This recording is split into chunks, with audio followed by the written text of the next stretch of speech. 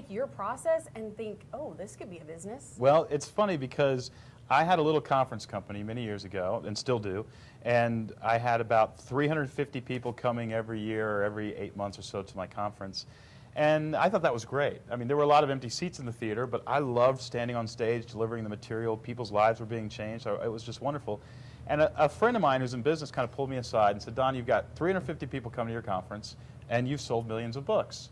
Why are there so few people coming to your conference? And I just took it as a challenge, and I thought, oh no. Well, I'd studied story for so many years to be a writer that I actually put together a 7-part framework on how to tell a better story as a company, as an organization, as a conference.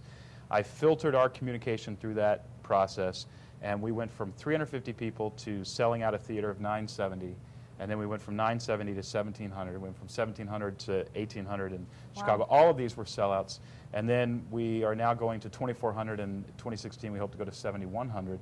So we bought StoryBrand.com. We didn't have anything on it. It was just sitting empty. But I wanted to take a plumber or a lawyer through the process to see if we could help them. So I changed my Twitter bio to say, Don's founder of StoryBrand. Again, making it up as I go. And amazingly, Pantene was the first call, the multi-billion-dollar Procter & Gamble shampoo brand. And I was shaking in my boots, but I went in, explained to them what we did with our little conference. They ended up really using the information to sort of edit and affirm their Queen Latifah Diva with a Big Heart campaign.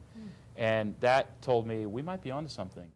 So now let's say, I'm sure you get tons of requests for someone to sit down and have coffee and just pick your brain. So you're sitting down with that rookie business owner. They just launched their business. What would you tell them? Just like your one piece of sage advice for that beginner.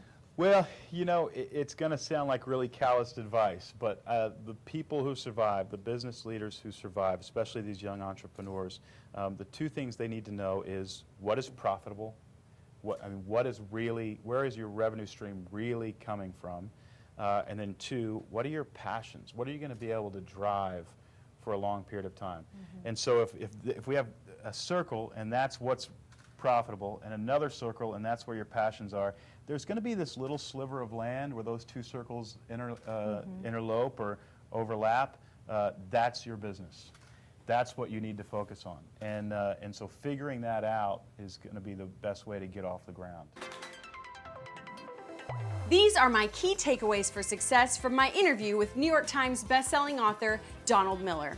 Number 1, get clear on your brand. Everything changed for Don when he switched from author to entrepreneur when he got clear on his brand and his message and what he wanted to communicate to his audience. So get clear on your message first, and then you'll start to experience some growth.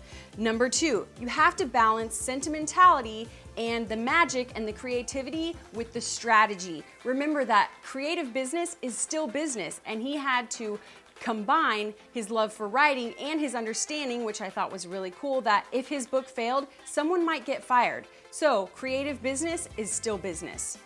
Number 3, fight through the feeling of being a fraud with results. If you're at the beginning of your business or your journey to success, if you have one client who has had great results, then you don't have to feel like a rookie or a fraud because what you're doing works. So the key there is to focus on getting your clients and your customers great results. Number 4, to grow, you have to let go of control. He had lots of advice about this when it came to hiring people that were smarter than him, hiring out his weaknesses so he could focus on his strengths, and hiring people who would immediately bring back in revenue. But the key is he had to let go of control. He doesn't even know when his own blog posts go up on his website because he needs to focus on the big picture. So you have to let go of some of that control. Number 5, you have to keep yourself inspired. He said running a small business was like pushing a cart uphill alone every day, and we've all been there, so it's up to you to keep the passion alive, to keep yourself inspired and motivated.